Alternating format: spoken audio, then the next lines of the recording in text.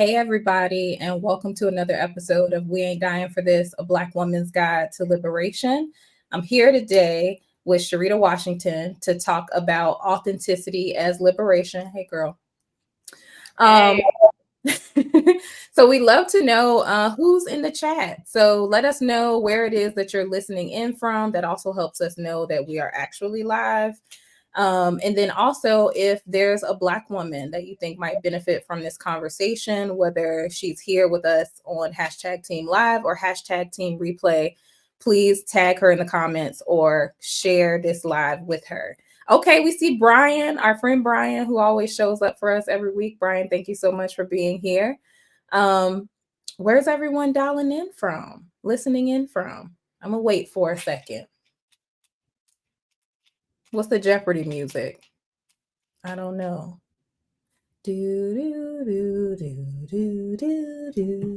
Okay, Jacksonville. And I hope it's Annika. Oaktown, Oakland. Okay. Welcome, everybody. Okay, so now that we know that we're live, and you all are dropping that in the chat as well as sharing this live with someone that you think might benefit from it.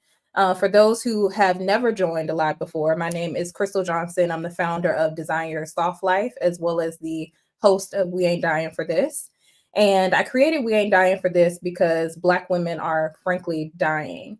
And I know that the term weathering has kind of come up again. And Cherita, you and I were talking about this before we began the episode. But it's really the hypothesis that suggests that Black women, and I'm reading, Black women experience chronic stress from racism, microaggressions, and socioeconomic disadvantages, which lead to accelerated aging and poor health outcomes. So the podcast is correctly named We Ain't Dying for This because ultimately we're all experiencing all of these things daily in our lives, and it's causing us to have accelerated aging and poor health outcomes.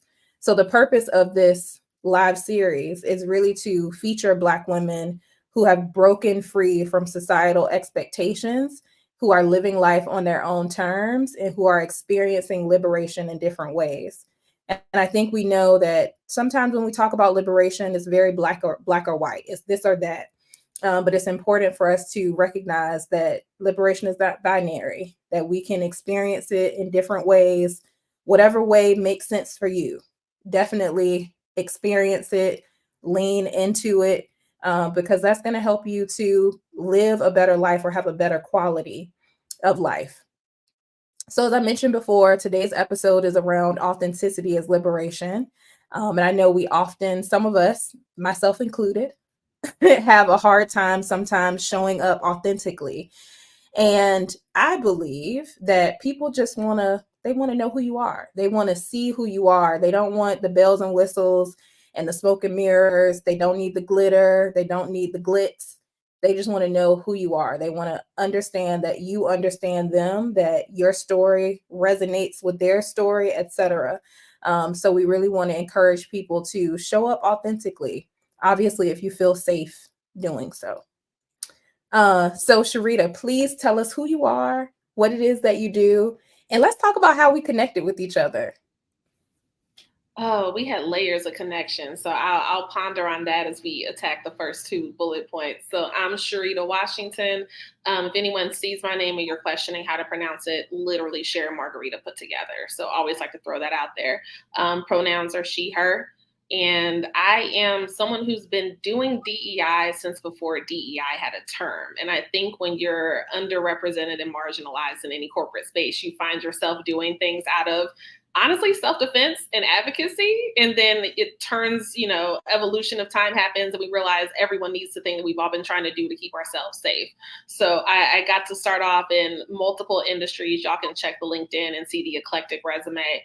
But I got to finally step into the role of doing global diversity, equity, and inclusion, and doing it from multiple lenses of HR as well as multiple lenses of operation.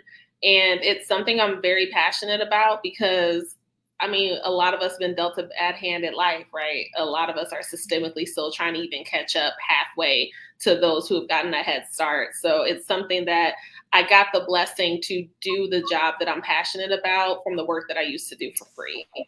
How else can I throw this in there? Oh, I'm a mom. So no matter what my job is, I got a little girl to take care of. So that's my favorite job that I get to do. How you and I met, I jokingly told my friend, I slid in the DMs, y'all. I saw an awesome Black woman who was doing awesome things, talking about conversations that make some of us uncomfortable, but we need them and they're necessary. And I said, hey, sis, I would love to be part of this, journey that you're on and the journey that you're bringing other Black women through. And you welcomed it with open arms. So here we are. I think it's a testament that we don't have to go above and beyond to show the proof and the worthiness of our stories. So I definitely thank you for the warm reception as well as just the partnership that we've had as we worked up to today. Yeah. Thank you so much. And thank you for sliding in the DMs. I think people often assume I'm not going to respond or that most people don't respond. I respond, y'all. I send messages back. Quickly. Yeah. So if you want to reach out, please do reach out. If being on the show is something that you're curious about, or working together, or just being connected and exchanging stories, we can do all of the things. And speaking of stories, I know yesterday I posted something about being a first, which I know is something that a lot of Black women experience. So I'm the first person in my family to go to college, to graduate, to work in corporate, to leave the state that I lived in, to make six figures and multi six figures. I am the definition of a first. So it has come with a lot of challenges. It has come with a lot of fear of losing the thing that I'm running behind, whether that's a job, career, money, whatever it is, just fear of losing the thing, relationships, whatever it is, just a lot of fear of losing the thing. So I feel like I've shown up early on in my career, probably as like a different Crystle at work than the Crystle at home. So I'm juggling these two very different personalities or ways of showing up. And don't get me wrong, obviously you bring your best parts of yourself to work. So there's obviously going to be differences, but I feel like I spoke differently. I walked differently. I laughed differently. I just had different mannerisms because, again, I felt like I was going to lose something if I showed up authentically. So, can you talk to us a little bit about your journey to authenticity? I wish I could say I was my authentic self longer than I actually have been. I was the kid who grew up in the middle of nowhere, Missouri, actually near a military base, which are typically diverse, but not my personal experience. So I'll say I spent a lot of time acting like the people around me. I thought that was who we were all supposed to be. It wasn't until I went to my HBCU, Lincoln University in Missouri, and I was surrounded by us, and it wasn't in a competitive state where when I was younger, the few Black people that were around me, it was constant competition, right? Who could get the coolest friends, who could get the shoes first, who could make the team. And unfortunately, I was none of the above. We were broke and I'm unathletic. So I was not the cool person growing up. And then I was surrounded by these wonderful people from all different walks of life, international, local, East Coast, West Coast, everything in between. And I got a dose of what it was like to be in a safe space and be myself. Yeah. And I think something that I love about our HBCUs and something that I kind of made it my personal mission is we get to connect We get to thrive together. We get to have the opportunity of joining certain organizations. But what happens when you graduate is you go right back into a world where you're not surrounded by us. And so I got 4 years undergrad, 2.5 years grad school, getting to know my authentic self, just to kind of remix it for those who were around when I went back into corporate world full time. And so I would say my journey was an ebb and flow of, all right, I'm getting to know myself, but can I be myself? And I remember a short story when I was the first woman who also happens to be Black in one of my previous employers. And all of my peers were older white men and nice guys. Like, it wasn't like, not all of them are horrible, right? But at the same time, I wasn't getting equitable support in meetings. I would get cut off often. I would do the things that everybody else was doing, but it wasn't working for me. And I remember talking to my boss and saying, how do I get the respect of my peers? And bless his heart, he said, do what everyone else is doing. They cut you off, you cut them off. They do it, you do it. And I said, hey, buddy, as a Black woman, I don't get to do that. Yeah. I appreciate what you're trying to tell me to do. But if I step into these meetings acting like these men, I'm going to be a ghetto, and I won't get to reverse that impression. And so it was one of those things where I had to figure out who deserves what part of my authenticity, because I want to preserve what's precious to me. And not everybody gets to have your 100% authentic self. You might get my 30% today because you don't deserve the other 70%. So it's one of those things where the journey came and it went, and then it came again. But I will say over the last 3 years, and I wish I could say it was longer than that, I've really stepped into spaces knowing that I deserve to be in them. You don't get to call me a diversity hire because something about this diversity is qualified, if not over. And so stepping into spaces and realizing that I was in leadership roles where not a lot of people looked like me, but a lot of people who looked like me looked up to my role. And I didn't want to set them up for failure, where I whitewash who I am. And then you expect every person who looks like me to do the same for you.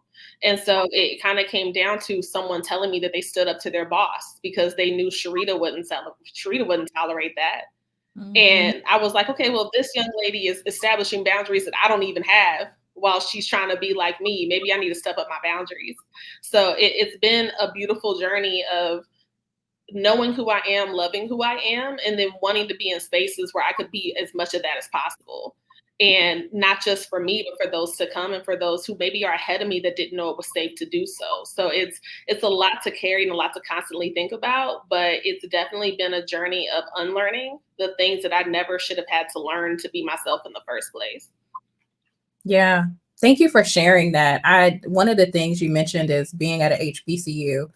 I went to a PWI, but I started off going to HBCU. So I was supposed to go to Morgan State. I had gone to orientation and everything.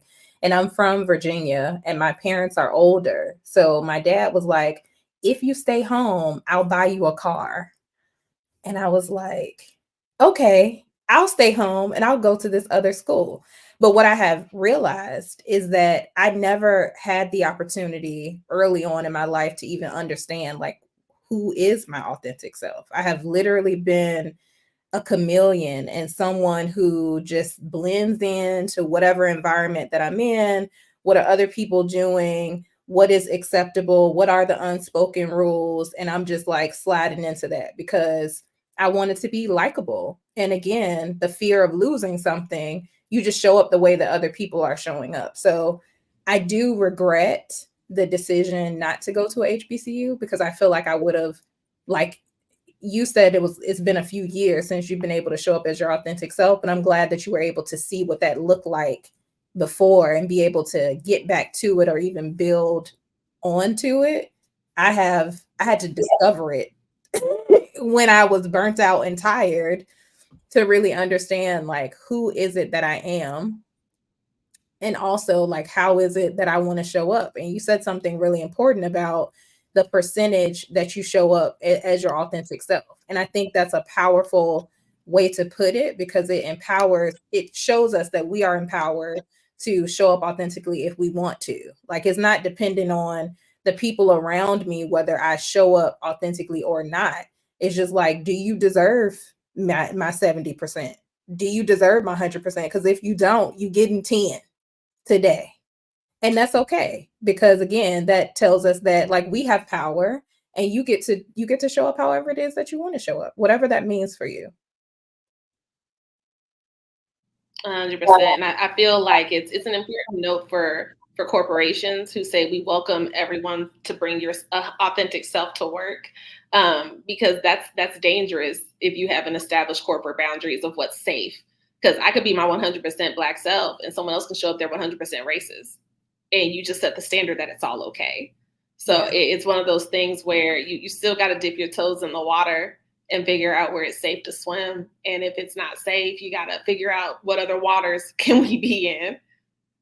Yeah. Yeah. So I know that for you, like when you were able to discover this is who I am authentically, this is how I want to show up, this is how I deserve to be treated, and this is how I want to experience the workplace, you had to walk away from some things.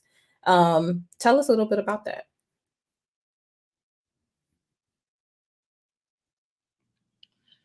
Yeah, it's I'll keep referring to it as a journey because I think it's something we're all still walking as we learn more about ourselves daily. I would say the hardest part, and this wasn't your question, but I'm gonna give a bonus answer. The hardest part about being myself was realizing that not everybody wants you to be that. Like you said, it's powerful when you know what you're worth. It's powerful when you know that you can command a room. Yeah. And it's also something that people don't always expect. And I don't even mean like white people. Sometimes people who look like you don't want you to be yourself because they haven't established being their selves either, right? So Mhm. it's a gift. It's a gift and a curse, maybe a catch 22 of my HBCU experience because none of us were hating on each other like that. And so something I think that I had to learn in being myself is I can't assume that because you look like me, you're gonna have my back as myself too. And Yeah. so it's one of those journeys where you're constantly taking two steps forward, evaluating before you take the next two steps. And as someone who checks a lot of boxes, right? Both my parents are retired military. I'm Black. I'm a woman. I have a couple of disabilities. I'm neurospicy. I have a lot of things that make this cake that's Cherita. And I can't remember the name of the woman who was talking about it. Carrie Washington, no relation, by the way, y'all. But she talked about how, as a Black woman, she was putting all these people first, Yeah. and then she realized that she deserved to be one of those people. And as a mother, I can't keep pouring from an empty cup because I'm pouring it into the wrong places. So it came to a point, and I know we'll get into it later, where I had to step down from some things. And I don't quit. You know, we're taught, especially like Black kids, we're taught how much harder we gotta work. We're taught how many options we don't have. And we are not, my parents are older too, right? Dad born in the early 40s, mom born in the early 50s. I wasn't taught that I could quit. It's not a luxury and it's not a privilege that my parents had. You dealt with toxic situations because you had to get food on the table. You had to keep your lights on. You got to keep your mortgage paid. And so it's been that journey of what's worth my time and what deserves my worth. Mhm. And when I tell you I stepped down, I had global roles that like were dream jobs, but where they were didn't feel good. Yeah. And kind of going back to that older parent thing, right? You don't get to feel like it. You wake up, you do it, you go home. And I realized one day after, I took a leave. It's part of your benefits, y'all. Take the leave if you need to take the leave, right? But I got some real special like not neurologists, but like psychiatrists to talk to, right? Because we're also taught we shouldn't be going outside of our house to get help. And that don't help. So I went and saw one. I learned that I got diagnosed with PTSD from a toxic work environment. Like Mhm. the threshold of PTSD is I think a score of 28 on the test, and I scored a 51, which means that all four PTSDs your girl got, and I've never set foot on a physical battlefield. But that's the environment. That's the weathering we talked about, right? Where every single day is like, it's Groundhog's Day of racism. It's Groundhog's Day of sexism. It's Groundhog's Day of misogynoir. It's all of that. And then all you really get for showing up is a high five for being resilient. And I don't think resiliency is something that That's not a medal that we're trying to win. If you Google or look up from any platform you want, resiliency is literally coming to a point of breaking without breaking. I don't want to be celebrated for not breaking. Stop trying to make me break. Yeah. So it's one of those things that we have to be conscious of. Can I be myself in a safe environment? And if not, what do we do? Yeah. Oh, all 4 PTSDs. That's wild. And Yeah. never stepping foot on a battlefield. I think that people often don't recognize the things that we go through in workplaces, how we are invisible, but also hyper visible, how we get treated different. We can do the same exact thing as another person, but for some reason, when we do it, it is the worst thing possible and not comparable. And I think that shows up on a macro level, obviously, like when we think about the justice system and the other things that happen out in the world. Work is just a microcosm of the things that we experience every day outside of work. Yeah, that was hard to hear. Um, Having that high of a score from a workplace, they can be toxic. Can you talk about stepping away from toxic workplaces? And then obviously we want to talk a little bit more about personally stepping away from people, because people can also be toxic.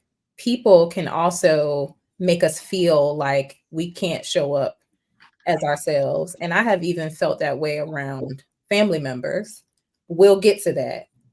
But talk a little bit about, like, before we get to it, let's close out the Right. workplace and being able to step away, like those decisions that you made to leave and step away. And I love that you mentioned going on leave, because I think a lot of people don't realize that you have that benefit available to you. Hopefully you have short-term disability through your job. Normally, companies pay for short-term disability, and then you pay for long-term disability. And it's part of your FMLA to be able to take time away if your doctor is signing off on it. So if it's something that you're experiencing where you're in a workplace that's very toxic, then definitely speak to your doctor and figure out, like, how can you make your benefits work for you. That was a perfect thing to add, because again, I think a lot of people don't know. Yeah. I feel like we're, to an extent, when I say we, I'll say Black women. I don't speak on behalf of all of us, but those were the voices I had growing up and the voices I still lean to now. Shout out to our brothers, but I'm just saying, like, the people I look up to, I need someone who has what I have to help me get through what I'm going through, right? And so a lot of that stepping away was, I posted about it once, and I'm trying to think of how I worded it, because sometimes you do it perfectly when you type it out, and then you try to say it again, it's not pretty. But I was sticking around in a lot of places just to prove a point that Mm, you're not going to run me off, you're not going to scare me away, you're not going to make me feel like I can't do this job. And I realized that just because I had the strength doesn't mean I needed to use it. I need to be strong for my daughter. I need to be strong for myself. I need to be strong for my mom. I need to be strong for people who, whether I get paid from company A, company B, company C, company Z, I have people who really need me to be there for them. And none of them are at a location I need a badge in and out of, right? mhm. So I had to kind of sit with myself, listen to the therapist that I'm paying well to give me these beautiful lessons in life. And I had to really examine, am I sticking around because I need to be here? And what do I really lose if I step away? And I had a point last year where God was speaking louder than I was listening, where I was part of a layoff. And I was like, nah, y'all not going to get rid of me. I'm going to find something else. And I found something else, and it was worse. Mm. And sometimes you got to listen to those voices. Like, sometimes the voices in your head don't mean you're crazy. It means you need to go. And I sat back and I looked around, and it comes to a point where if I'm going to be the only Black woman in the room, I'm going to be the Black woman you respect, or I'm not going to be in the room. You don't get to check a box for diversity, check a box for talent. You don't get to check me off as a box if you're not checking my boxes off for psychological safety. Mm-hmm. And so I sat back, I looked at the money, and I'll be honest with you, not a lot of it was there. But I was like, God's done brought me through any job I've ever left. I came back better. I came back better paid. I came back better secured. I came back with a higher role. I came back better. And so I said, all right, well, you haven't failed me yet. Let me go on this leave and figure out what 60% looks like. And I realized I could live on 60%, which also forced me to be better steward of my finances. If I don't need to spend what X, Y, and Z, I don't have to. Mm-hmm. But to the original point, the goal was to be somewhere where I was going to be okay, because your coping mechanisms don't work when you're not able to soak them in and use them. The coping mechanisms become part of a library that collect dust. If as soon as you learn it, you go right back into war. Yeah. And I was tired of fighting with people who weren't worth the fight. I was tired of fighting for people who weren't even respecting me enough to fight fair. And I just got tired of wasting the energy. I finally knew what I was worth. And if none of y'all want to see that in me, then I don't need to see you anymore. And it was very liberating to step away, knowing that the things that I built will still be there.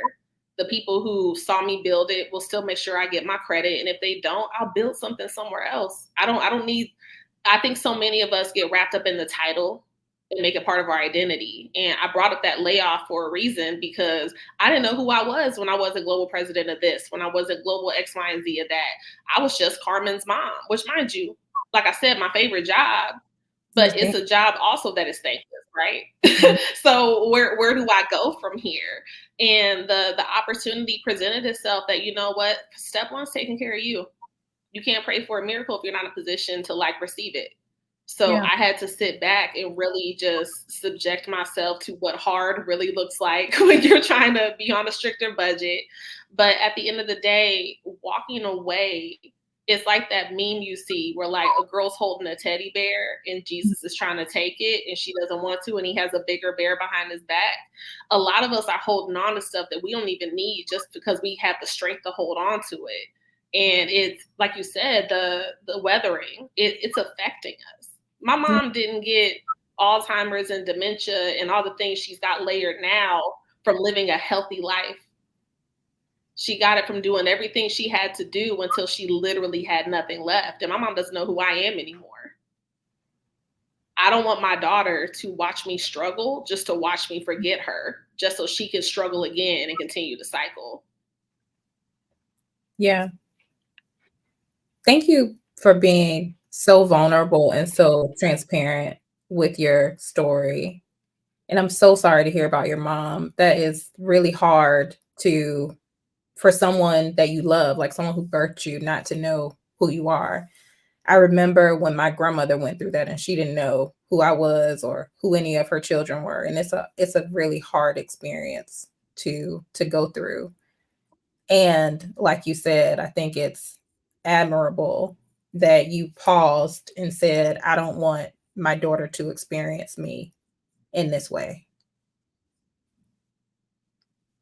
I want her to experience what healthy looks like. And we talked about soft parenting, which was a conversation we've had early on the live series as well, just how it is that we show up differently than our parents may have shown up, because we want to break the cycle. We want to do things differently. We want to live. I personally want to live. I don't want to exist. I want to live. I want to thrive. I don't just want to survive. So there are definitely things that we have to do differently that we didn't necessarily see growing up. And we got to give ourselves grace, because we're doing the things that no one prepared us to do. We're literally, a lot of us are our ancestors' wildest dreams. And if they could dream big, I don't know if they would have dreamed Cherita Washington to be a global director of an international company. I don't think we even would have thought, I don't think my mom would have thought that. I didn't think about that. Yeah. Right. And so sometimes it's really just that walk on faith where I need to be whoever I was designed to be, wherever I'm supposed to be, and kind of just walk from there. Yeah, absolutely. And to that point that you made about not imagining these things, I think we also need to pause and think about the things that we have achieved. And I've said this before on an earlier episode, but I was at an event, um, and the woman was talking. She was an author. She like had all these different accolades, and she said something, and I thought about it, and I was like, wait, I did that too.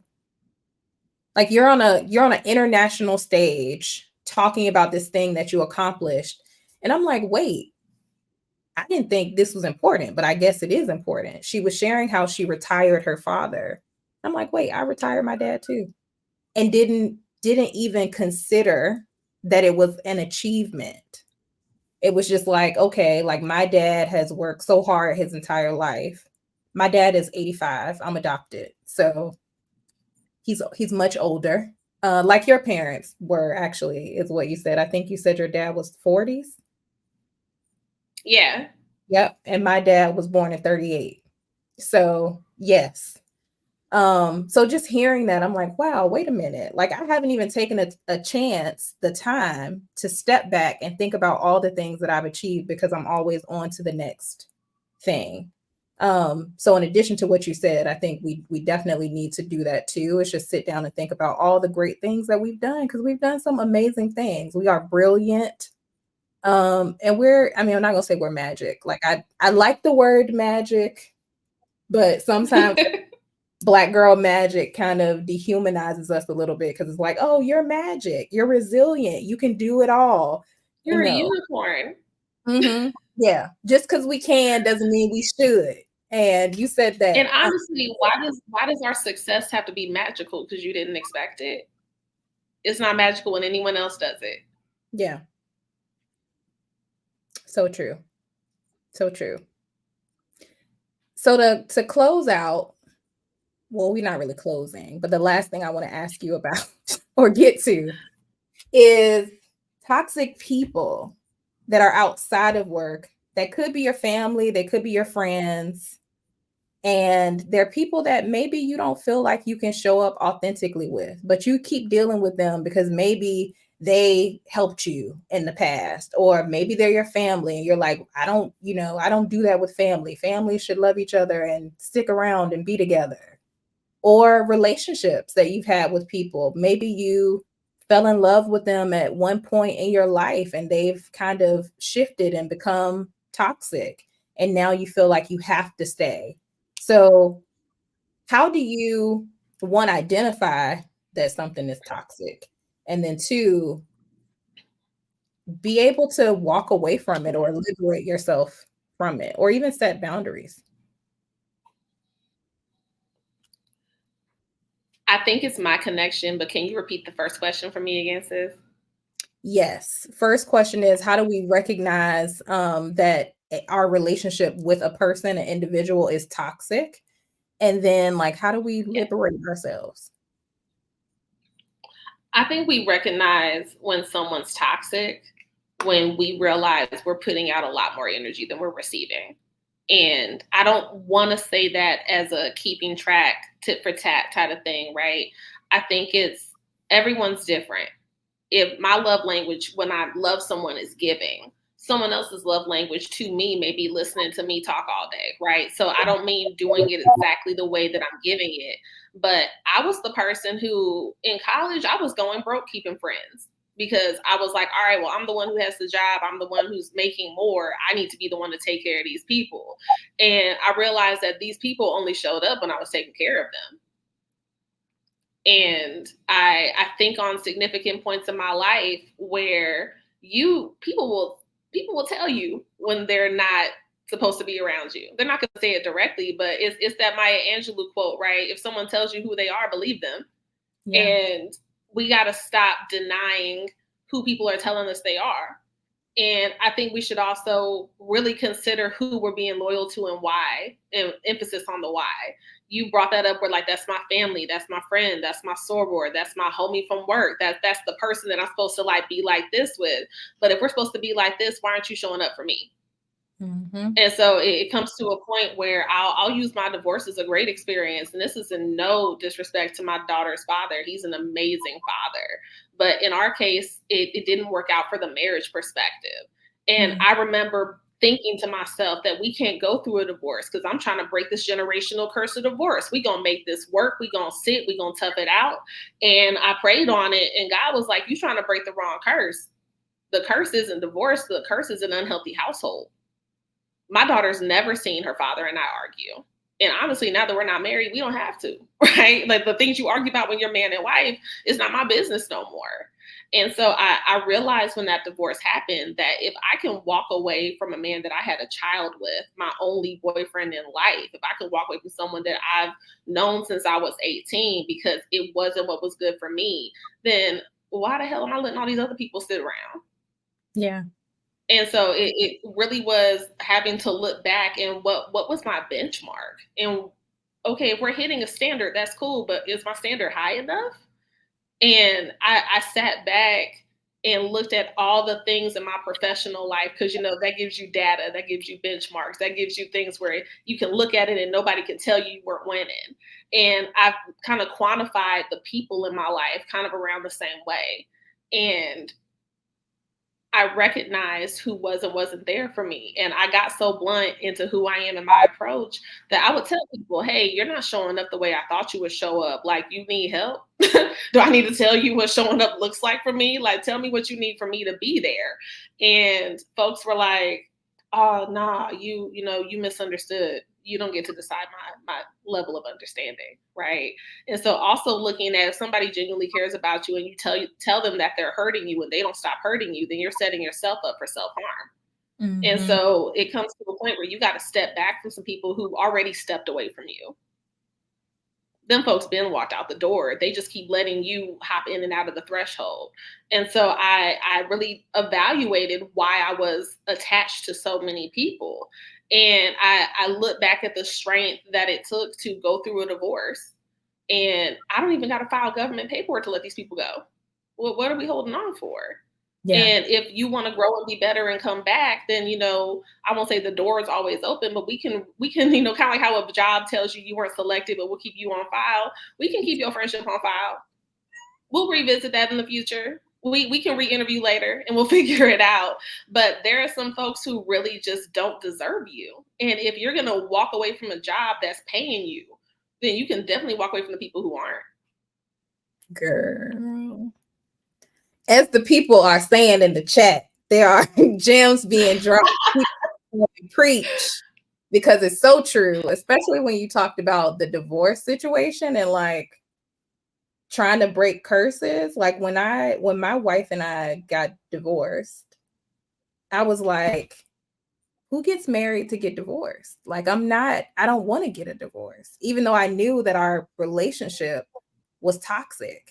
I was so tied to this fairy tale idea of the story that we could tell our kids, like later on in life, about how we met each other and how, we got together, because we've known each other over 20 years. We went to the same high school and we reconnected with each other in 2016. Beautiful story. But that meant that I was ignoring all the red flags, all of them. Yeah. Because I was too focused on the story. What does everyone else see? So it's so important for us to be able to make those decisions, to see the thing that they aren't showing up for you in the ways that you need to be showed up for, and to be able to really walk away without feeling like you need to appease another person and for that person to feel good or your parents to feel good because my daughter stayed married and I'm unhappy, or like you said, your child is seeing an unhappy, broken home. She don't need to see that. That's the thing to focus on, is like having a healthy home. So thank you for that. And it's beautiful because she gets to watch me make decisions for my happiness, which I never got to see my mom do. My daughter will ask me questions. Kids are smart. Sometimes they're smart Alex, but like kids will know. And it was funny because I started a new job, right? And my daughter was like, I like this new job. Told her nothing about it. She knew I was becoming a director somewhere, which I learned later on that she thought I was in movies. Like she didn't realize what directors were outside of film. So even allowing her to see mommy's doing something for mommy so that mommy can be more there for you. And I'm a huge advocate, and like some folks may, shame me virtually, and I'll take it. But I think it's BS when we say never let them see you cry.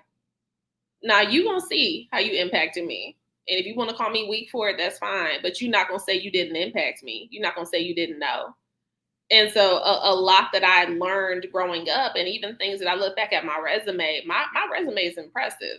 And it takes a lot for me to say that now because, it wasn't accomplishments. It was you go to work and you do what you're supposed to do. What do you mean impressive? But I sat back and I looked at it and it's like, these are all the things I did by myself because I had no hope. I had no help. I had little pockets of villages here and there that helped me keep my sanity, and I'm grateful for those people. But I looked at my resume and I was just like, I wonder how great I could have been if I wasn't operating on survival mode all the time. Mm-hmm. These successes are literally the things I had to do to be equally as good as my peers who didn't look like me. And so looking at the things I've accomplished, I have a higher expectation for everybody and everything around me because I know I'm good under pressure. But to your point, I'm like, I'll just highlight the bottom, like liberation through radically living soft. I don't want to be burning out to churn out success after success after success just for people who I could get laid off again. I mean, pray to God I don't. I'm gonna knock on some wood. But I want to be successful because I want to be successful. Mm-hmm. And I don't want to paint a fairy tale on how it happened. It's hard. It's going to be BS sometimes. But I had like 4 wins at work last week. And the cool part about it wasn't what I actually did. It was the stuff I didn't have to go through to do it. Yeah. And it's interesting because just to come full circle on weathering, Black don't crack. Like we all are aware of the phrase. I think we're all very familiar that it's very accurate. But if we're aging, and we still look good. Imagine how much better we'd look if like we didn't have to be on defense mode all the time. Yeah. Maybe my real hair would be this long. Like maybe I would be this impeccable, healthy and safe individual. And I think that it's important that we celebrate our wins, but we also evaluate our environments. Because the win shouldn't be enough to keep you there. The environment should. And that goes for your people and like your professional life. Mic drop. I don't think I need to say anything else. You're amazing. I am so thankful for you sliding in my DMs because this is a great conversation about authenticity as liberation. Thank you for sharing your story. Thank you for sharing with those who are listening live and those who will listen on the replay how to recognize when they're in a toxic environment and just the fact that you have choices to do something different. There is nothing that you are required to stay in. There are always options. And even if those options don't appear clear in the moment, honestly, what we need most of the time is stillness to be able to sit there, rest and relax to understand what is the next thing that I need to do. Because that's going to change your overall energy. It's going to give you the opportunity to think outside the box because when you are in a toxic and chaotic environment, all you can see is the negative stuff. You're not going to be able to see anything else. So thank you so much for pouring into us tonight. And I'm so excited about next week's conversation we'll be having with Jessica Farm. And we'll be talking about boundaries as liberation. Jessica is the founder of Blackness in the Workplace. Jessica is someone, if anyone follows her on LinkedIn, she always posts GIFs. And she always posts really funny stories about her experiences in the workplace. And she's always like, it's Friday, y'all, or it's Tuesday, y'all. And I'm always like, I love that so much. It makes her so recognizable if you see any of her posts. So I'm really looking forward to that conversation. Just another brilliant Black woman that we're going to have the opportunity to speak with this week because we're worth it. And we ain't dying for this. Please tell Jessica I love her. She's one of the voices on LinkedIn that let me know I could be my authentic self virtually too. And I think it's women like her, it's Liz Leba, it's Future Kane, it's Lisa Hurley, it's you, right? It's all the people who are not just living authentically and not putting it in the sight of other people. It's folks who are like, this is how I feel, and this is how I feel on this Wednesday, y'all. Like I love when she Yeah, I be cracking up, and I will tell her. Hopefully, she's listening. But I will definitely let her know. But thank you so much again for being so vulnerable and transparent and open to sharing your story with us. And we'll see y'all next week, y'all. Thanks, y'all.